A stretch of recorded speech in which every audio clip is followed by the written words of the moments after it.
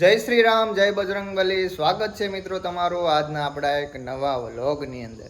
ઘણા સમય પછી મિત્રો આજે આપણે વ્લોગ બનાવીએ છીએ. ઘણા સમયથી આપણે વ્લોગ બનાવવાનું હાવ બંધ કરી દીધું હતું, પણ આજે આપણે એક નવી શરૂઆત કરીએ છીએ. એ પણ આજે આપણે હનુમાનજી મહારાજના આશ્રમમાં આવી અને આજે આપણે એક નવા વ્લોગની શરૂઆત કરીએ છીએ.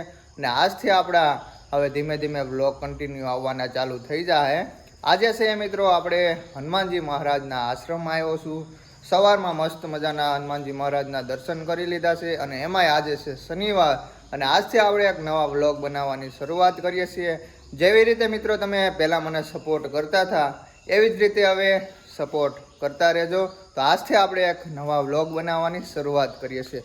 સૌ પ્રથમ તો મિત્રો આજે તમે શનિવારના હનુમાનજી મહારાજના પહેલાં દર્શન કરી લો. અમારા મેડમ જુઓ ફળીઓ વાળે છે અને રસોડું સાફ કરે છે.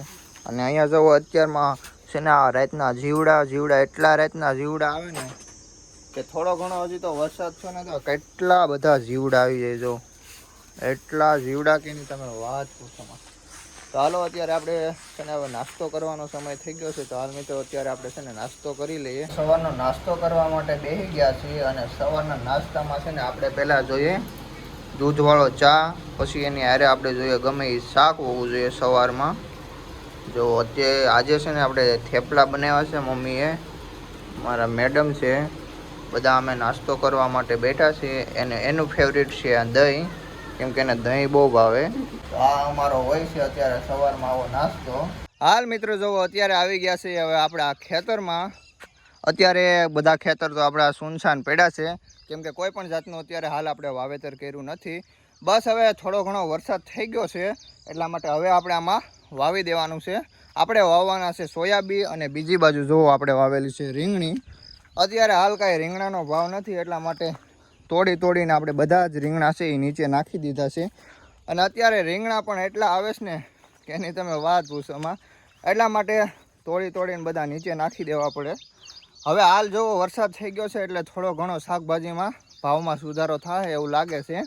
એટલા માટે અત્યાર લગી તો બધા રીંગણા તોડીને નીચે જ ફેંકતા હતા, પણ અત્યારે હવે વરસાદ થઈ ગયો છે એટલા માટે બધી જ શાકભાજીમાં ભાવનો સુધારો થાય પછી આપણે માર્કેટમાં મોકલવાનું ચાલુ કરી દેશું. એટલા માટે આ બાજુ આપણે જુઓ 1.5-2 વીઘાની રીંગણી વાવેલી છે. આવું બધું છે, ક્યારેક ભાવ આવે ને ક્યારેક ન આવે, કેમ કે અત્યારે હાલ વરસાદ થોડોક મોડો થયો છે. ક્યારેક સારો પણ ભાવ હોય અને ક્યારેક ન આવે એવું થાય છે. એટલે શાકભાજીમાં તો બધું આવું હોય. અત્યારે જો સવારનો આપણે અહીંયા ધીમો વરસાદ ચાલુ થયો છે. હજી વરસાદ રહેવાનું કંઈ નામ નથી રહેતો. આપણે આમાં છે ને ખેતરમાં સોયાબીન વાવવાના છે, પણ વરસાદ કંઈક રહે વરાપ કંઈક નીકળે પછી આપણે સોયાબીન વાવીશું. બાકી અત્યારે તો જો ખેતરમાં પાણી ભરાઈ ગયું છે.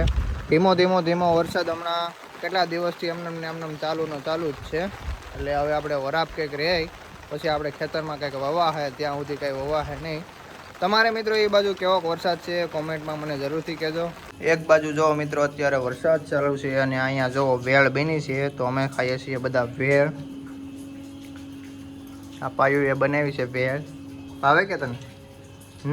તારે તો બધું બહુ ખાવું જોઈએ કા? જો એક કાઠોટ ભરીને બનાવી છે ભેળ. તો હાલો અત્યારે આપણે ખાઈ લઈએ ભેળ. ચાલો મિત્રો આજના વ્લોગને આપણે અહીંયા હવે સમાપ્ત કરીએ છીએ. જો મિત્રો તમને અમારા વ્લોગ ગમતા હોય તો લાઈક શેર અને અમારી ચેનલને સબસ્ક્રાઈબ કરી દેજો. મળીએ છીએ ફટાફટ એક નવા વ્લોગમાં.